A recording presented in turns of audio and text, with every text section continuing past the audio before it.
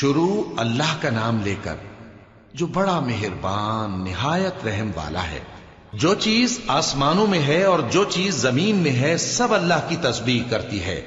جو بادشاہ حقیقی ہے، پاک ہے، زبردست ہے، حکمت والا ہے۔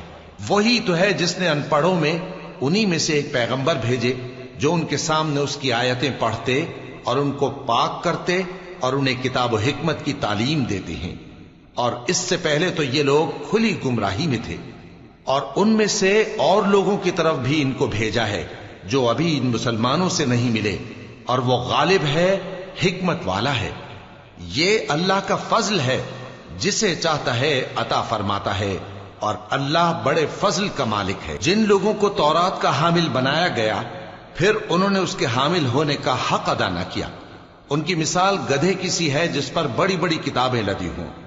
جو لوگ اللہ کی آیتوں کی تکذیب کرتے ہیں ان کی مثال بری ہے، اور اللہ ظالم لوگوں کو ہدایت نہیں دیتا۔ کہہ دو کہ اے یہود، اگر تم کو یہ دعویٰ ہو کہ تم ہی اللہ کے دوست ہو اور دوسرے لوگ نہیں، تو اگر تم سچے ہو تو ذرا موت کی آرزو تو کرو۔ اور یہ لوگ ان اعمال کے سبب جو یہ کر چکے ہیں ہرگز اس کی آرزو نہیں کریں گے، اور اللہ ظالموں سے خوب واقف ہے۔ کہہ دو کہ موت جس سے تم بھاگتے ہو وہ تو تمہارے سامنے آ کر رہے گی، پھر تم پوشیدہ اور ظاہر کے جاننے والے مالک کی طرف لوٹائے جاؤ گے، پھر جو کچھ تم کرتے رہے ہو وہ سب تمہیں بتائے گا۔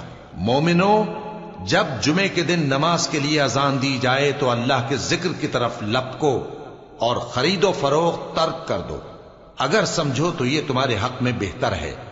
پھر جب نماز ہو چکے تو زمین میں پھیل جاؤ اور اللہ کا فضل تلاش کرو، اور اللہ کو بہت بہت یاد کرتے رہو تاکہ کامیاب ہو جاؤ۔ اور جب ان لوگوں نے سودا بکتا یا تماشا ہوتا دیکھا تو ادھر بھاگ لیے، اور اے نبی صلی اللہ علیہ وآلہ وسلم تمہیں خطبے میں کھڑا چھوڑ گئے۔ کہہ دو کہ جو چیز اللہ کے ہاں ہے وہ تماشے اور سودے سے کہیں بہتر ہے، اور اللہ سب سے بہتر رزق دینے والا ہے۔